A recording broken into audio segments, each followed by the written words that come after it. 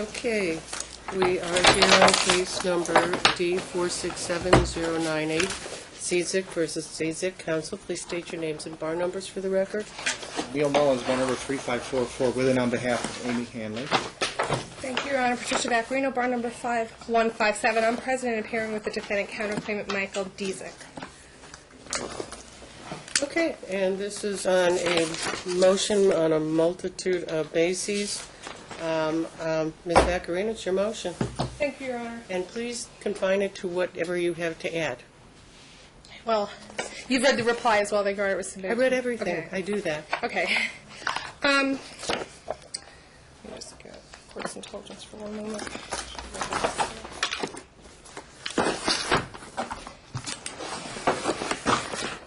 Well,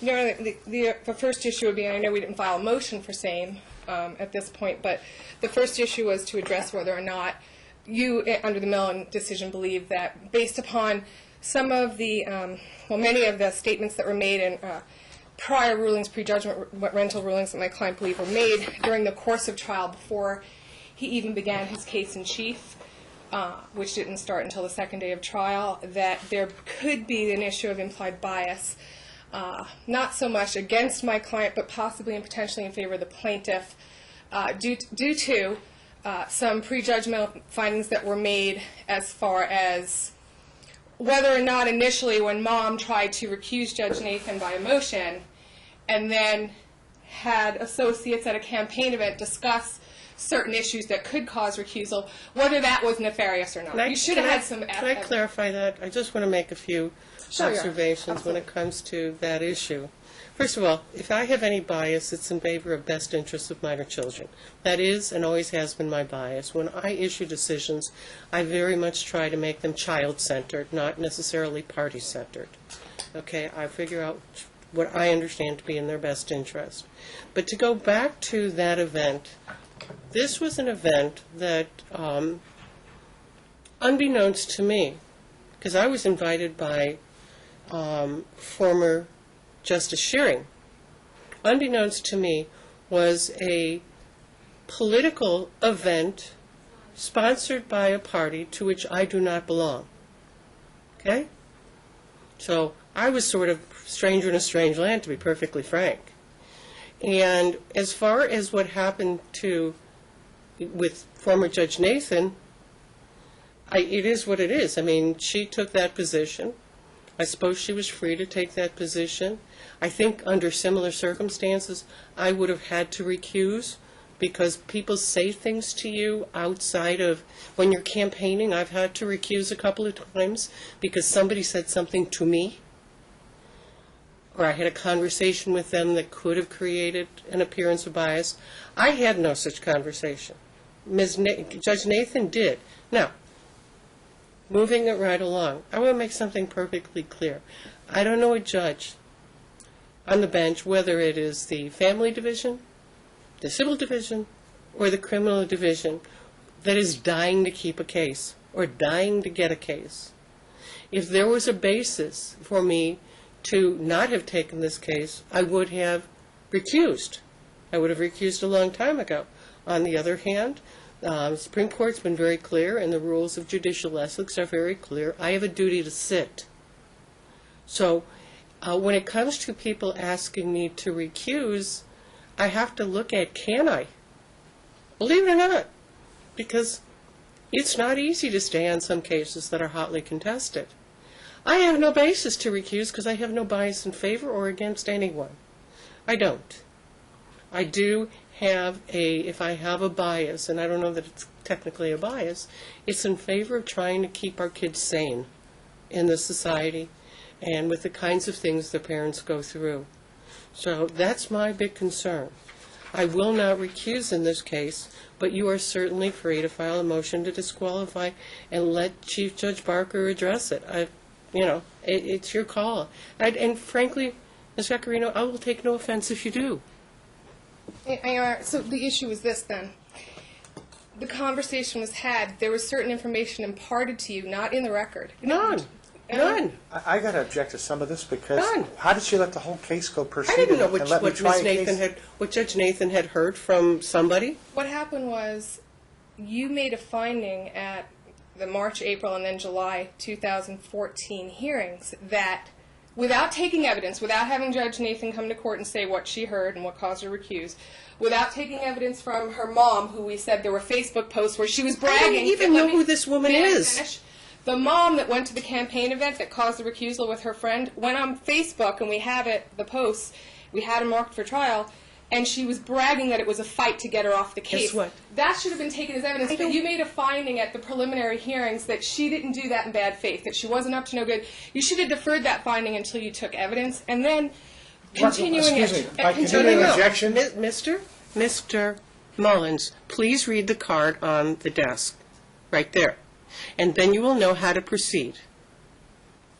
I can't object? No, this is fine. argument. That's good This enough is for me. not evidence.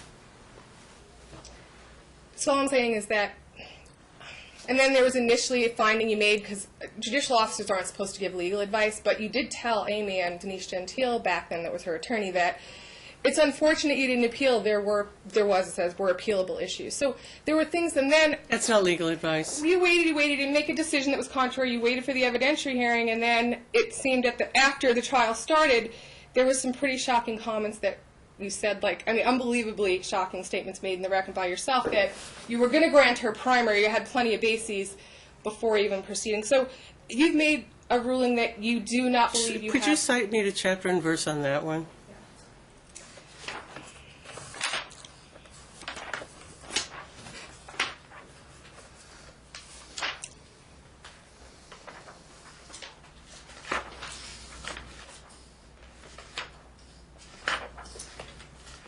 You also, on August 13th, there was a pretty much judgmental ruling. They wanted to know what it would take for them to get to joint custody. And I said, a material change in circumstances Issue of affecting the Utah. welfare of the child. The issue of Utah was huge, and then it went away. It did But- go away because you demonstrated quite successfully that there was no move to Utah. That's how it went away. You did your job, counsel. You also said that the issue of her taking Adderall and not providing a prescription, that was all tried on July 19th. You know, counsel, I want you to, one of the things I do, I'm very cautious when I rule. I hope you appreciate that. And one of the things I take a look at is burdens of proof. It's a big part of how I have to rule. And I look at who has the burden of demonstrating a particular fact. And that was inherent in my ruling that I issued in May. Who had the burden of demonstrating that the plaintiff was a drug addict, as she had been characterized, such that she could not care for 3 minor children? That was the burden of the defendant. I found specifically that it had not been met. It's a burden of proof issue. Burden shift, I appreciate, but that burden never shifted to the plaintiff. Your Honor, so your finding today is, your legal conclusion is that upon the plaintiff's motion filed in July 14 to modify custody from primary to him, by a lot of primary to him, to joint to her, he has the burden of proof?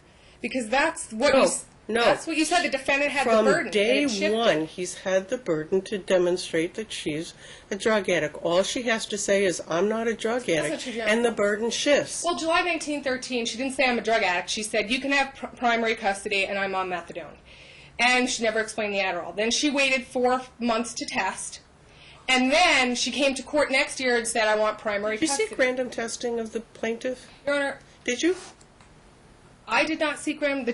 Okay. She was pregnant during most of that period Did that her you motion was seek? pending. No, I'm talking about since July of 2013. Did you seek any random testing of the, My client did not. knowing full well that she was going to be objecting to the award of primary physical custody? Again, it's a shifting of burden. She doesn't have the burden to demonstrate the negative. I'm glad You you're had the clarifying burden. this for appellate record, because we believe that she has Also, developed... feel free to appeal me. I This love is the appeals. problem. It's with right this. here, Your Honor. My objection is getting renewed. She's trying to get you to Objection. argue my case. Any comment you make, she's going to use on appeal to say you have a bias. If she wants to appeal it, let her appeal it. But don't Okay, sit Mr. here and Mullins, threaten a please sitting read that card judge. again. Your Honor, I am allowed to Don't object. during argument. It's as simple as that. I won't tolerate it. Now, please, you're going to get a turn. I'm simply engaging in a little bit of colloquy with the defendant's counsel. Yeah, but that colloquy is going to be used on appeal. Position, so I can be sure that when I rule, my initial instinct on this ruling is proper. But the only way I'm going to see if there are some argument that I need to consider that maybe I haven't is to engage in this colloquy. This is not to be viewed as taking sides. I'm trying to understand your position. So, Mr. Mullins, when I turn to you, that will be your cue that you can enter any kind of objection you want, but there is no proffer of evidence by Ms. Vaccarino, and therefore an objection is highly inappropriate. Go on, Ms. Vaccarino. In the end, Your Honor, because it's almost like deja vu, because it was almost a year ago. It was August when her motion to change custody was put before the court, and you said, well, really this, you did. You had more colloquy then, because, law's there, but law could be changed, too, obviously. But the Ellis-Carucci standard replaced Murphy, and Ellis is much stronger standard. And we think you have not only apparently ignored certain facts that are clearly in Dad's favor that happened since she conceded primary to him, but you are getting the standard wrong. She has to show there's a material change. So if she showed she doesn't take drugs anymore, that might benefit her to increase her time. But to call him like he did something wrong and that adversely affected the children's welfare when EE and the exhibit showed that they were flourishing in school better than they ever had, those are your objective witnesses, you have no basis to modify. You haven't shown that him not drug testing her is cause to change custody. So that's where we think you're a little tripped up, Your Honor, with all due respect. The standard's supposed with all due respect means. I know you really don't like that line, but no, it's okay because I use it too. The standard's supposed to be huge under the precedence is that you want stability. The standard is a preponderance of the evidence. Well, the standard to change custody is quite high. Murphy is not totally the material change in circumstances affecting a child embraces the Murphy standard as well as more things. It's actually the Ellis standard doesn't vitiate the Murphy standard. It said there's so many more other kinds of changes in circumstances. It doesn't have to be just the parents. It can be circumstances surrounding the children. With the Ellis case, I don't know how much background you have on the Ellis case. It was a very interesting case because we had a report from the judge who had actually been presiding over that case, and that was Judge Schumacher up in Reno. And what had happened in that case was the only change of circumstances that had taken place was that the child in question had gotten older and her needs were different. That was the substantial change in circumstances. So it goes up to the Supreme Court, and the Supreme Court says, well, but that doesn't have nothing to do with the parents. So, believe it or not, Judge Schumacher wrote a letter to the Supreme Court. This is the background on Murphy, that not a lot of people know. No, on Ellis, that people don't know. Let me finish. That people don't know. Okay. This is the background on Ellis. And basically what Judge Schumacher had argued is, yes, Murphy could be a basis for changing custody, but there's so many other reasons why they have more that are more child-centered. Again, she shared the attitude that you have to look at the child more than anything else. And so she wrote a letter, very polite. She read the letter to all of us. And she changed the Supreme Court's mind. And so what they said was, in saying that Murphy's not good law, it doesn't mean that it's only bad law insofar as it's exclusive as to a change as to the parent. They never said that a change as to a parent couldn't be a change in circumstances affecting a child. And that's the and maybe it's because I have the background in the case to understand that point. Yeah, I thought Ellis-Carucci was the case that actually they had an evaluation done and a doctor come in. The child was quite young. They had very close to joint custody, and then the child's grades started to slip. The teacher testified. So it wasn't that case just the child got older. What happened was they found that there was the adverse effect to the child was that her grades were dropping and Dad was very involved, but he didn't have quite joint custody. No, and I understand that. You are absolutely correct. And the reason I said the child aged is because, and you know this, as your kid gets older, school demands get more. It was in 1 year. It was in 1 year from when they agreed to almost joint. Dad came in. The teacher said he is more involved. a doctor. You're right. There was a whole evaluation. You're in right. this case. But they did not, but the lesson with Ellis is they did not say Murphy is bad law in the sense that if there's a change of circumstances as to a parent, it can't be considered. What they were saying was, yes, a parent's change can be a change in circumstances affecting a child, but there's all sorts of other things that can be a change in circumstances. I think Mr. Mullins and I agree on this based upon his article that's published on the website that says Ellis makes the standard harder than Murphy does. I think we would stipulate to that it says that it just can't be a substantial change in circumstance. It has to be a substantial change. It used to be material change in circumstance. Now it has to be a substantial change affecting the welfare of the child. If she's not taking drugs or he's not drug testing the child, that didn't affect the welfare of the child. It has to be some bad effect on the child that would warrant a modification. And I think I recited a few things. So, I made some findings that recited the reasons why I thought the children were being affected. okay, so in the end, Your Honor, we did attach as Exhibit B to the trial brief that we filed, the post-trial memo that you asked for. We cited to tons of the unofficial transcripts, because my client can't afford transcripts, obviously. The things where it seemed like you made prejudgmental comments prior to the ruling, which were prejudicial. You are free to A, file a motion to disqualify me, and B, file a motion or appeal it. You're free to do that. Here's one other thing. They had commented that obviously you're not denying the motion, but that our motion was filed after the decision, but we submitted it for filing prior to the decision. We attached that. I'm not going to hang you on that Prior to the decision technicality. being filed? No. The motion to amend the, if you're not treating this as a motion for certain requests, that there's certain findings that we addressed that also seem to be an error, like the conclusion of law that you made, and also that seems inappropriate. It seems more like a Murphy standard, as well as the fact that you made a specific finding that mom only on one occasion deprived dad of 10 days of contact, and the undisputed evidence from both sides in the transcript was 29 days that she deprived. To be a dispositive fact, I think you may be right. Well, but you're it wasn't, using deprival of contact. It was not dispositive of the ultimate issue. You concede that you made an error of finding. I'm not prepared to concede that Okay, because all the right. record I had before me was different than that. Because you said that she was deprived of 45 days, and that's not accurate. It was over a 45-day period that she missed certain custodial days only. When his period shorter, he missed over 2 occasions in October, and then again in the following March, 29 total days. I'm hoping that there will come a point when the lawyers are all done, and these two will decide that they're done with their war. We thought that was in July 13. No. And we also thought July 14 when you asked us to settle. The beginning of the in war court. was the beginning of the case when your client was put on supervised visitation, and it just went downhill from there. And it wasn't my case, and I'm not prepared to say that Judge Giuliani was incorrect. Okay? I'm not prepared to say that, but I'm also not prepared to say that I would have done the same thing. And again, I can't second guess other judges. I can only take the facts I have. And I really paid attention not only to the plaintiff's case, but I paid very close attention to your case too, counsel. You've also made findings that things that went on pre-July 13 on our end were a basis, like that he was in options in the beginning. Yet you told us we couldn't utter one thing about what happened before July 13 if we tried to show her history of drug usage was still... Again, these were observations that were not ultimately dispositive. Okay, but they're still, made as findings. That's why I just, for the record, wanted to be clear that that's a clear McMonagle violation, which we think is... So what happens in a case, well, I understand the McMonagle argument.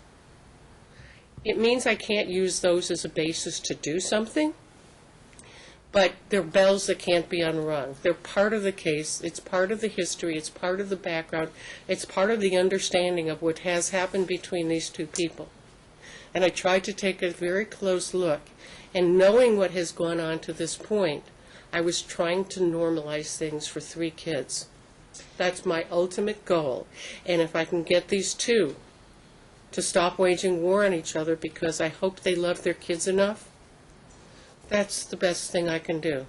Then I feel like I've done my job in the best way possible. Well, if you're looking historically at the case, and you said that, if he, by Judge Giuliani, was hammered pretty hard for not so high THC level, put under supervised options, etc., then he comes out with clear colors on everything. He comes out with a CPS report that says he didn't neglect or abuse, a TPO that's reversed. then those have to favor him. But then when she says she's on methadone and doesn't provide a prescription for Adderall, that same high standard that Judge Giuliani started with should be there. It was something of a pot in the kettle observation. Well, the pot in the kettle is, if you compare pot to methadone and I didn't mean that Adderall. kind of pot. I meant a pot that you might cook something in. But so I guess the point is we're just concerned that Okay.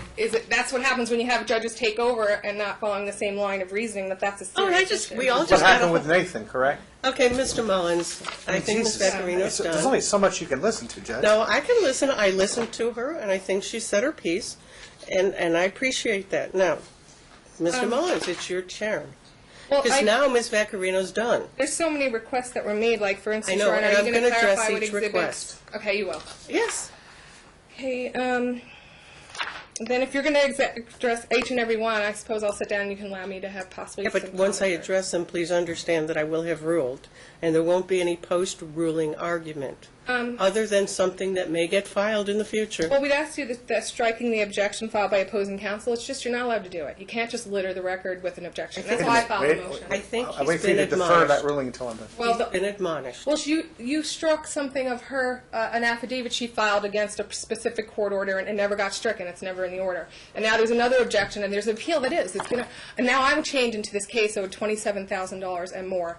He gave me $600 for the appeal. And Court. I have an appeal that has to be filed today, and I just need some specific rulings on this stuff, like, because the court will know whether or not you struck that objection or not. Not just you've been admonished. I'm striking it. You're not allowed to file that. You can't strike anything, only I can. I'm saying that's what I'm asking you to do, to please. What is the document? Under request number 10, the objection they filed on May 7th.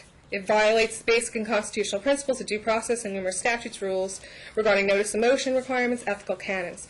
Ms. NRCP 5, Vaccarino. 11, 12, and Ms. 80. Vaccarino, please. Well, I know this is a very long motion, and Oh, and it's a very long motion, which I read. I don't want to be sanctioned, my client, with fees. I haven't sanctioned you Well, my once. client got assessed with a huge financial judgment. Now, let's just very quickly get Counsel, to the financial. that is one of the risks anybody takes when Well, you they didn't enter cite into Grimsell litigation. factors. You didn't say which parts went to collecting arrears. My client was told for 2 years he didn't know arrears.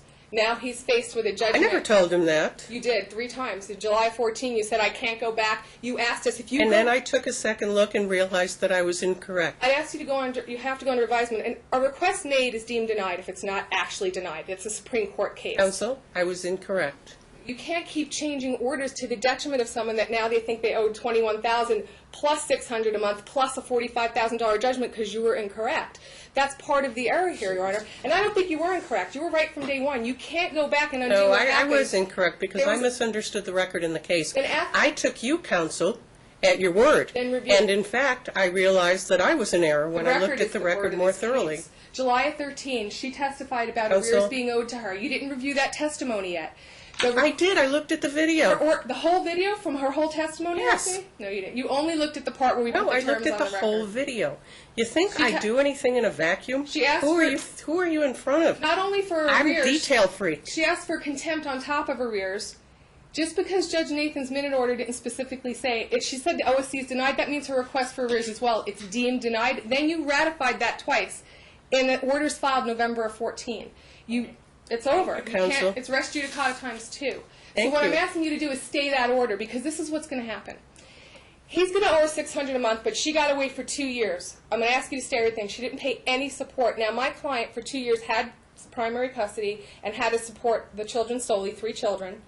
He did. He lost the benefit of monthly support. And Now- so did she. that was a 6-month period between December and June, Your Honor. $2,700. And not only that, the Judge Giuliani was supposed to take evidence, find out he had joint custody. By the time you got the extra time in the holiday, you can't just grant her. You have to find under Rivera. She had primary that 6 months. You have to take evidence. He didn't get any due process, and you reversed 3 other orders. So we're asking you to stay that order pending appeal.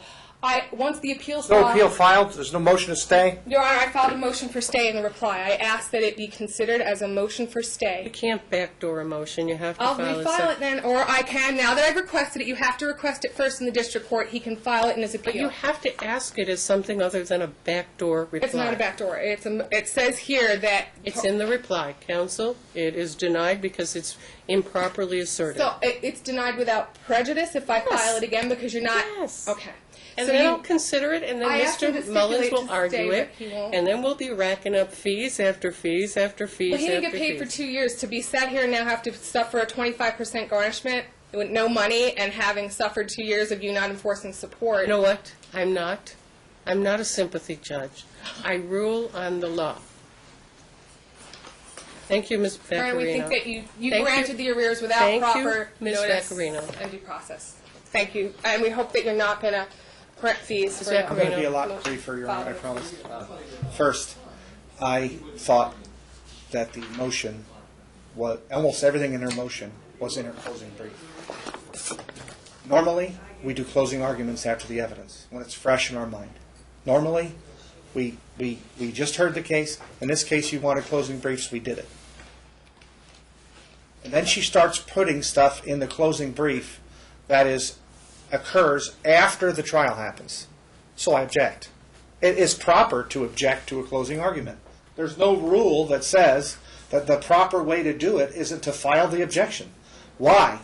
Because it's an argument. It's not a motion. I'm not objecting to a pleading. I'm objecting to her argument. It's just argument. So she has to follow the rules when she files her brief. And what she does repeatedly is doesn't follow the rules. Then she has the ability to sit in front of you and argue that you can't look at rulings in the past because of what the procedural history is. That's exactly what Judge Nathan did without a hearing. The judge had the case for about 20 minutes and reverses every ruling that was ever made by Judge Giuliani. You warned her during the trial. And I warned her for the purpose of having her stop her cross-examination so that I didn't have to introduce any evidence of CPS stuff. Instead of just prosecuting my case, I have to defend my client in cross-examination, and I show a major problem that happened. Judge Giuliani looked at a long video and made a bunch of findings. And then they go to CPS in a separate proceeding, show a 3-minute video that's obviously different than the other, and I told her she opened the door, and all that evidence comes in. There's no basis for you to be sitting here today on a recusal motion when the argument, the primary argument she makes in March. She could have filed a request to recuse in April. She could have done it in July. She waits until the lady spends 45 or 50 grand in legal fees and about to get a ruling, and then she files an nearly identical pleading to what's in her closing argument and tries to do this again. It's ridiculous. It's ridiculous how she looks at evidence and creates new evidentiary standards. It's ridiculous how she goes to trial, doesn't submit any discovery, doesn't submit objections to my exhibits, and then waits and violates the rules and then makes it so that I have to fight to get the exhibits into evidence. The rule says in discovery, you got 21 days for authenticity objections and all that stuff. She doesn't do it. She has the burden of proving drug use. Why? Because Judge Nathan never made a finding that my client's an addict. For her to assume that at trial, without asking you for drug testing, blood testing, taking a deposition of a doctor, comparing her prescription records, which I produced in discovery, it's not my job to tell her what evidence to use. She could have produced in the trial the discovery I gave her of my client's prescription records, and she could have tried to challenge her on cross-examination. She didn't do that. She didn't have her own exhibits regarding drug use. She didn't use the exhibits I gave her on drug use. When I produced the exhibits on drug use, she didn't go and try to subpoena records or do any contradictory. To argue and to keep threatening the motions is improper. But here's where I really think you need to see some of the abusive process. We leave the courtroom, it's right in front of you. I asked you to modify the order temporarily, just so that until the briefing got done, etc., she could have additional time, and you properly, because of the law, said no. So we left the courtroom, still talking, some of it may have been in front of you, about agreeing to do a visitation change. I can't hear about that. You have to hear it because it's in the pleading. I would not be mentioning it if it's not in the pleading. So what happens is, she waits till she ignores my letters, ignores my requests, ignores our promises that we make verbally to each other, and waits till she needs something from me. And what that was an extension of the brief, which I gave her. You know, I go on vacation. She knows I'm on vacation. she made an offer. I'll give you a different visitation schedule. She does it with my paralegal, believe it or not. In exchange for getting the extra time. And we agreed. I'm on vacation. When she submits the proposed stipulation, it doesn't say temporary visitation schedule. Because her intent is to make it look like, while I'm on vacation, that I stipulated to a new visitation schedule that wasn't temporary, so that she can use it with you,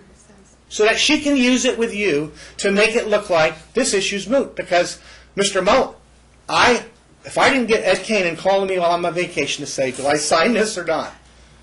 And I actually wrote her a letter saying, over my dead body will I stipulate, after thousands of dollars in legal fees, unless you agree that it's a temporary schedule. So I don't sign the stipulation, because if I do, I'm conceding. What does she do? She turns around and sends the letters to you and argues in her closing brief that I stipulated, or that Amy stipulated, to modify custody, so therefore your rulings are not necessary. Please adopt this temporary. That's the kind of junk that caused what's going on with these parties. The only thing, I hope you deny all of her motions, but before I sit down, Your Honor, there's one plea I have to ask you for. They need a parenting coordinator. They need it yesterday.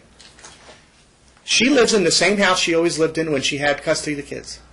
He moved, so that now her visitation in school is 30, 60 miles away. She does it, no problem. Objection, Your Honor. It's not in the paper. It's not a motion to... They argue that the kids... Remember what I said to Mr. Mullins about objecting? Right. They argue that the kids have done better. We showed you how badly Daniel's doing.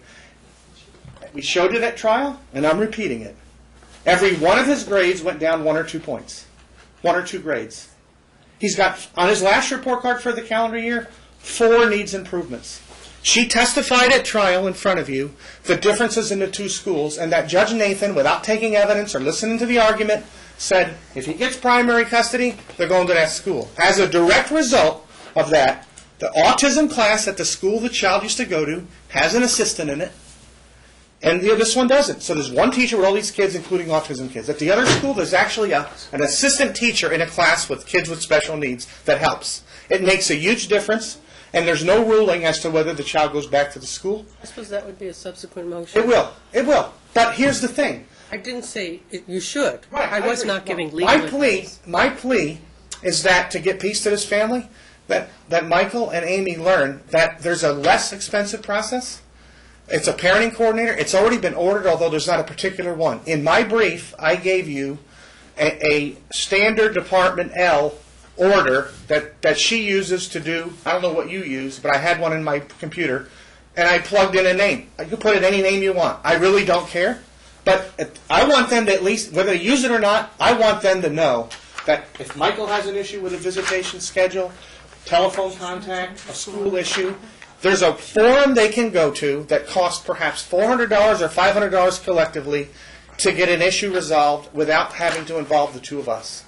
I stand by my pleading with one exception. I don't believe I have the burden to you to tell you that I believe you conducted a fair trial, that I think that she had they had more than enough time to present evidence, and that when I filed the brief, very brief, opposition that I thought was rendered moot because of the decision, that I didn't go into what I would have needed to do to address a motion for a new trial or rehearing, etc. So I didn't give you those pleadings. If you think that I need to make those arguments now because you've considered this a motion for a new trial or rehearing, I'm wrong. But assuming that you're going to rule that she would have to, like you just said, file another motion, I'm done for now. But I'll tell you this, the time to present the schedules of arrears, the time to submit exhibits, insurance information was at trial, not now. I didn't go back and look at changes in numbers. The DA's office has been prosecuting her for the child support stuff. He submitted to them proof that the insurance, for instance, is $71 a month. She has proof that it was really $67 a month. Now he's trying to get you to address arrears schedules that raise the insurance premium before she has had the opportunity to go in front of any forum to address the evidentiary standard on it. We're asking you not to make those orders. If he filed a case in front of the DA's office, they can take the evidence anytime they want, and they can say, here's the stuff you gave to me before, there's been a change. I'll bump it to 105 starting this month, or I'm not. But I don't have that You're evidence. He arguing does. something that would have to be a post-judgment motion. Right. That's fine. So I'm not going to entertain it because it's a post-judgment motion. I'm either going to stand by my findings of fact, conclusions of law and order, or I'm not. The last comment that I want to make is, in a case that's as contentious as this, with as many briefs as you've seen, as many impassioned arguments that you've had, you would know, I know you from being on the bench. I don't know you a lot from being outside of the bench. There's no doubt in my mind that you would not make a custody order on a case if you thought that as you walked into the room, you were not going to look at the evidence, that you were not going to be convinced. I looked at this case, and most of the rulings you have rendered since you got on the case, despite whatever comments she says you made in March, were directly contrary to Amy's interests. Motions to ignore the... When she was pleading for a continuance that day because she didn't have money, this man owed her every dime of the arrears you found at trial. And she was denied the opportunity to try her case when they were prepared to go forward with those allegations against her, knowing that he owed her that money. And then we're supposed to feel bad if after she has tried for 2 years to have a trial, that he got, with a guy making, I think he was making 4 times what she was, that he went without $700 a month and there was some kind of prejudice involved. There is a law, and I can't remember the site of the case, but I cited it in my brief. If Judge Nathan or Judge Giuliani issued an order for child support, unless that order is specifically rescinded, it stays. It doesn't merge with decrees. It doesn't merge with anything. When they left the courtroom the day of trial, she was under the impression that the Judge Nathan was going to issue a child support order or have a hearing. It was scheduled already for post-trial to be held on August 22nd. For them to argue that a minute order that she does later on that doesn't say why or anything else that says the order to show cause is gone, that also means that her wipes her arrearages out, is ridiculous. That order stays in effect. You are correct on the law. And there is nothing that one party has over the other. He has a duty to pay child support for a certain amount of time, and she has a duty. Where is their impassioned testimony at trial about how unfair it would have been to Michael if he had to pay child support for the 10, not 6 months, 10 months? And when Amy went to the DA's office to enforce your order, she showed them the proof of the payments that he did make. And it still results in the same numbers that what you've done. And also, their schedule of arrears doesn't even give her credit for the $300 payment that she made to the DA's office. Can I rule? Thank you. Can I just respond briefly, Your Honor? You have. Because first and foremost, Neil's and he keeps saying she. Unfortunately, I've been attacked in this case. I'm the advocate for the plaintiff defendant. I've been on this case a very long time. Your Honor, what happened was this. Judge Giuliani did rescind her her order of support and set a custodial schedule that did not designate either party as the primary physical custodian. That happened in November of 12. There's no order rescinding it. There's an order saying that she had to file an FDF, and so did he. It's the same problem. I'm starting to sit here thinking, let's all bully the judge. No. I'm just doing a brief rebuttal because the burden's on And it's here brief. for me. Thank you, Your Honor. So what happened was, we went to trial, the judge took testimony and found out that Amy had been lying. She said she wasn't working, but her own emails attached to her order to show cause filed in proper person in June showed that she was working. We subpoenaed her bank records showing there were thousands and thousands and thousands of dollars going in. Judge Nathan, only thing she erred on, she said no, we addressed her arrears. She denied the request for order to show cause. She's not holding them in contempt. She's not granting her arrears. You reaffirmed that ruling but asked us to take it easy on her and said, listen, the decree was entered in November. I think the decree subsumes the arrears. So in July of 14, Denise Gentile sat here and stipulated to start it in November. I was a little annoyed about it. I made an argument that you're robbing the kids of $2,100. You can go back and review the video, but your July 14 order entered in October reverses and changes Judge Nathan's order that you said was a mistake. Can I ask you a So question? what I'm saying is you can't undo that order, too. That's a lack of due Let me process. ask you a question. Okay. Until I issue a final judgment, would you agree that every order I issue is temporary? Now, that was a final order for arrears due prior to July of 13. I'm not sure I view anything I did in this case truly as final, except insofar as I told the plaintiff that we weren't going to, and I think I was in error on that, we weren't going to go back and retry the case in front of Nathan. But there was no case in front of Nathan. Yes, That's there was, the Your Honor. problem. On July, we took evidence on July 13. That's the part I don't think that you've reviewed. I could go back. My client might have to order the whole video, or I'm going to ask. You know what? Feel free on appeal. I'm going to have to withdraw from the appeal because he can't afford me, but I'm going to file it for him. But I am going one to other thing, rule. the stipulation we made, it's attached as Exhibit A to the I'm not entertaining a submission of the- stipulation, I'm just because saying, it was he's saying that I did some fool. Again, they're trying to make me look like the bad girl that screwed up the record. It does say clearly at the bottom of that, and he changed it, that this would be changed upon your order. So to say that I'm playing some trickery and I knew he was on vacation. Why'd you argue it? Oops. I'm getting really tired of lawyers attacking each other. And again, I ask you both, please read the card that's in front on I'm the speaking desk. to the court when I Because say this this, is Your the Honor. kind of courtroom I expect to have. I've expected to have for 10 years, now more than 10 years. Now, I like the fact that the other judges are agreeing with me, but this is what I expect. I do not want attacks on each other. I don't think it's necessary. It doesn't assist the court.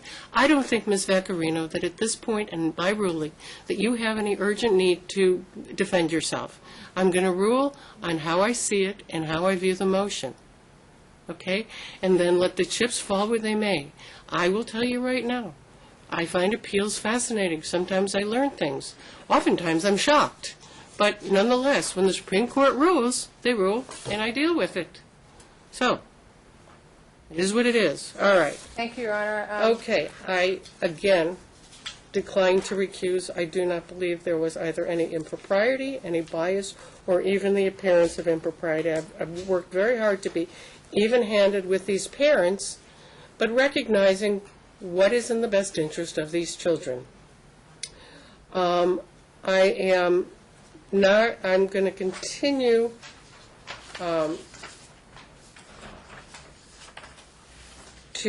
I'm affirming by order. I am not going to set aside my order. I'm not granting a new trial. I very, very carefully looked through the evidence as it was presented to me, and I also took a very close look. It took me a long time to prepare this, which is why you waited a little while. I took a long time going through everything and trying to figure out what had happened and what had not happened in this case. I find that, again, my ruling on the issue of the drug use was based on the burden of proof on that issue. I'm not going to strike anything at this point. The record speaks for itself. I frankly think if somebody's going to appeal, they might want the record, all the stuff there. Let the Supreme Court look at it. I'm not striking any portion of the plaintiff's brief. I think the objection that was filed on May 7th is subsumed by my decision. I'm not retrying this case, so I'm not going to go back to my rulings on exhibits. I'm not going to order that the mother pay the court-ordered arrears until they work out how they're going to handle the debits and credits here. And that's got to be an issue that has got to be, can be the subject of a motion or it can be a subject of a stipulation. Frankly, for the two of you, I think you ought to figure out where you want to go. Yes, there might be sums owed by one party to another, but you know what? There's two things to remember. That money, it's owed in the past, so it's kind of found money. And number two, if you take money off the table, who knows, maybe you'll get to a point where you can co-parent.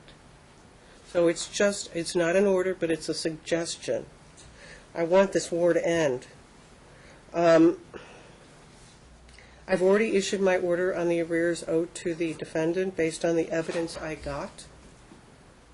I'm not issuing an order to show cause against either party. The order regarding attorney's fees that the mother was ordered to pay is moot. And I'm simply denying a new trial. This case is going to go forward. If somebody feels there's a reason to take me off the case, then go for it. You know, I don't take offense. I didn't ask for this case, but I had a duty to sit on it. And in sitting on it, I did the best I could, tried to be fair to both sides, and tried especially to be fair to these kids. I'm not going to award attorney's fees on this issue because I'm trying to put some peace into this. So I will consider future awards of fees based on future motions. This matter is going to proceed as it's going to proceed. If the defendant chooses to appeal, he's certainly free to do so. And then I assume that Mr. Mullins will respond. And somewhere along the line, there'll be new awards of attorney's fees, however that appeal shakes out. I just want to be clear on your order regarding the arrears and judgment. You said I'm not going to order a monthly payment on arrears. That's for either party. You reduced it to judgment. It's not in my order is the problem. It's not in my order. All I did was do the calculation. I did the calculation. You reduced orders to... So I did the calculation. Now it's up to the parties to choose how they want to handle the arrears payment issue. They can make a deal with each other. Well, you reduced it to They judgment. can go to the DA's office, or they can file a motion in front of me. You reduced it to judgment, which means they could both garnish, but what we're asking you to do is based upon the fact that we think there should have been, someone had, at minimum, if you can go back 3 orders, including the stipulated order we made in front of you to start in November. One other thing is you imputed her $1,200 but left the old order at $704 that Judge Nathan made, which doesn't make sense either. So... I am not revisiting this issue. Not by way, I'm not, in other words... You're staying a payment on arrears, though. You are granting that part until we... I didn't issue an order on payment on arrears. Well, Judgment. when you reduce it to judgment, 25% can be taken out of his net pay, maybe 50% on arrears. Well, if that's the why I'm math's suggesting, wrong. if you want me to come up with a vehicle that's the least painful way to pay off any arrears, file a motion or make a deal with Mr. Mullins. It's easy. Well, I wrote him a letter asking. I think there's some No, errors. you know, You asked me to here's the stay it. thing. You didn't make a Counsel, proposal. Why not Counsel, let stay me it? make She a didn't get paid for suggestion. 2 years. Let me make a He didn't suggestion, get paid. and this is a practice point. I'm not ordering you to do anything. This is a practice point. And it goes along with one of my favorite sayings, which is you catch more flies with honey than vinegar. But why don't you meet in person instead? Don't send letters. Letters tend to be, it's like talking to somebody on the phone. It never comes across the right way. I'm saying, as a practice point, consider sitting down with Mr. Mullins and trying to do something workable. I think it's easier to handle things that way. Letters tend to be either misconstrued or disregarded. Lawyers love to send letters to each other. Okay? They love it. But sometimes it really makes more sense. I gave up doing it because they ended up showing up and pleading and But misquoted. what I'm saying, Mr. Mullins, look, I'm addressing I heard you. I agree. Ms. Vaccarino's question. I'm saying letters cause more chaos than a conversation will, especially one in person. You want to send a confirming letter after you've had the conversation? I used to do it all the time, especially with certain lawyers. But what I'm saying is these are issues that face-to-face somehow seem to work out better. And so I haven't ordered how you're going to handle the arrears. And I did it on purpose, because I want to leave it to the parties to figure out a way that they can start showing maybe a little grace and courtesy to each other and come up with a vehicle to address it, because they're the parents, and if they don't stop arguing, we've already got one child with at least some amount of autism. I don't know where he stands on the spectrum. I don't. But it is very chaotic. It's chaotic enough with kids who don't have limitations to have parents who are at each other's throats. It is probably much more chaotic for a little boy who's already having some perceptions of the world that are interfered with. I'd like to see some peace. You both have reasons to be mad at each other and to resent each other. You do. And sir, would you please look at me when I'm talking? You both have very good reasons. I understand that in your minds to be really angry at each other, but stop lashing out at each other. These conversations have to happen. If you're going to raise kids with any sense of sanity, you've got to start talking to each other and talking to each other nicely, and not talking through people, but talking to each other. I've been on the bench for over 10 years now. So some of the kids whose parents were before me are now teenagers. The ones that I've never seen again, as far as I know, they're okay. But I can tell you, with limited exceptions, the kids whose parents have keep coming in front of me, they're all damaged. There's not a one of them that doesn't have a problem, whether it's in school, whether it's all of a sudden either getting knocked up, to use a legal term of art, or knocking somebody up and their parents at 15, or they've got a huge drug problem, or they're never going to graduate from high school, let alone go to college. They're always going to be victims. They're damaged. I don't want your kids to be damaged. And you've got to stop it. I'm telling you both. I appreciate that you have been very reliant on your attorneys to be your gladiators. And your attorneys have done a fine job of gladiating, to use, I don't know what other term to use. But there comes a time when you have to stop waging the war. So, if that's a conversation your attorneys can assist you in having, then that's the conversation I totally encourage you to have. That is over and above whether there's an appeal made. That's over and above whether you decide you're going to move to disqualify me. I take no offense at either one. I really don't. Because I don't think it's personal, and I don't take it personally. I view these cases, though, very, very carefully. And I am a cockeyed optimist, and maybe that's part of how I view the cases. Because I figure if I can give you closure, closure's a big one. If I can give you closure, you can move on. Until there's closure, you can't move on. And so if you can't move on, then your kids can't move on. And I'm telling you, these kids, they're a bunch of sponges, and you got to stop it. So I don't care what you do with regard to this case from this point forward. I just want you to stop this. I can't force it, but I can just implore.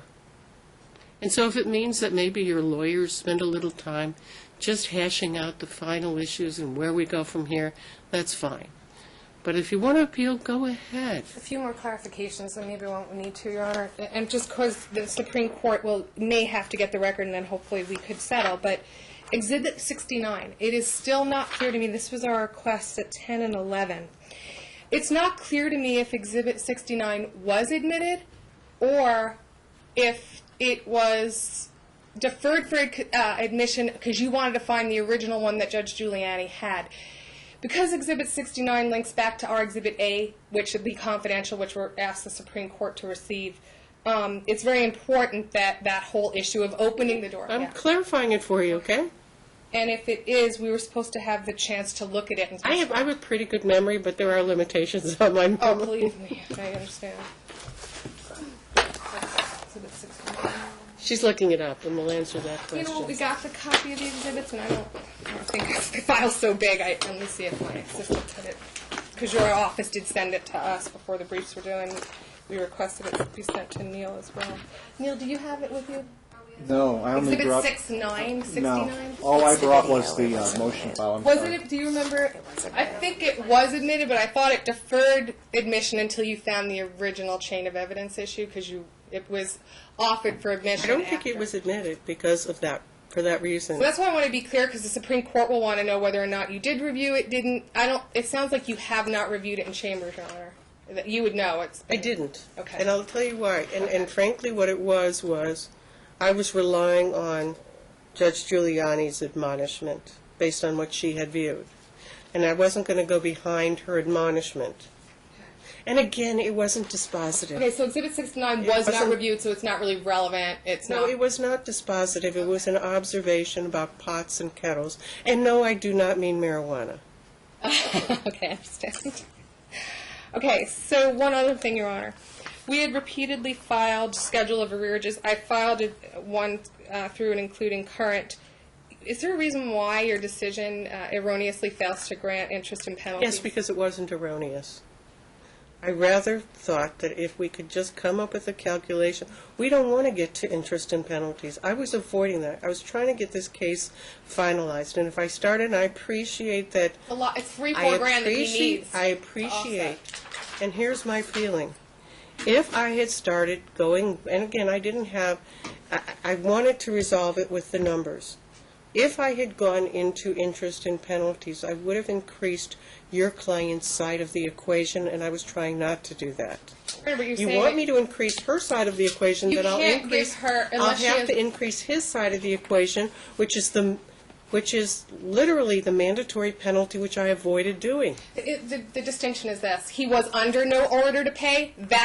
He wasn't. He was under an order to pay. No. Judge Giuliani's order that was entered in January of 14, maybe February, that results from the November hearing says no support, no custody designation. No, she said no prospective support.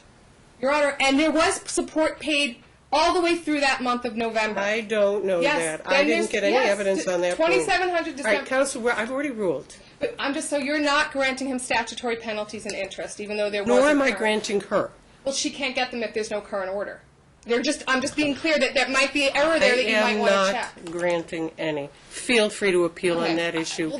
But if I do, what's good for the goose is going to be good for the gander, counsel, so be careful. Well, statutory interest goes if there's an award that goes every month, and there wasn't as of November. That's the distinction. Actually, that's not entirely true. If you read 125B. He has to actually say no more child support. So you also need a finding that she was the primary custodian. We're willing to consider offsets. If he has a drastic amount of time and he's taken counsel, I'm not he didn't do any of that, which makes it also no hearing, no notice, no default. Be careful what you wish for. Do not approach the mandatory penalty. First of all, interest is not mandatory. It's the penalty that's mandatory. Be careful on that. You never enforced the support for 20 months, so we're just questioning why now you wouldn't give him the arrears. What I did instead was try to even that piece of it out. No penalty on him, no penalty on her. You're appealing it anyway. What's the difference? I want to make sure of the reasoning behind this. There seems to be an error. She didn't impute the same income to her. I don't find an error, so it's all good. One other thing, Your Honor. Michael, two other issues were deferred, and I'd like the court's indulgence and I asked in this motion, the last request was to submit the memoranda. Good for the goose, good for the gander, right? Judge Nathan, we're still allowed to submit memorandum of fees and costs from July of 12 through July 20. And it wasn't submitted if I prior may to trial, finish, please. We were given leave of court in an order entered in February of 14 for a memorandum of fees and costs. The reason why I didn't do it is because she owed him child support, which wasn't being enforced either, so I figured a judgment So since you didn't do it, it's subsumed by my final order. I'm submitting. And by the way, let's not forget, I'm denying that request. You won't give him the fees for Counsel, I'm denying the request. Denying request for fees stemming from proceedings and up to July 13. let's not be unmindful of the fact that I did not award plaintiff all of the fees she requested. Denying defendant's request for fees through... For lack of a memorandum supplied prior to the entry of this judgment. It is a final judgment. Your Honor, I'm asking which means you can appeal from it. You can appeal from it. Well, I guess we will. It's just subsumed in this. We're not going to follow both orders. You're free to do what you're going to do. That's what you're saying. And then the TPO that she didn't show up at, you're saying you're not granting him fees for that were deferred for you by the hearing master from last October of 14. Subsumed. Subsumed I know, by I'm what? not. Counsel, I'm not. She didn't even show up.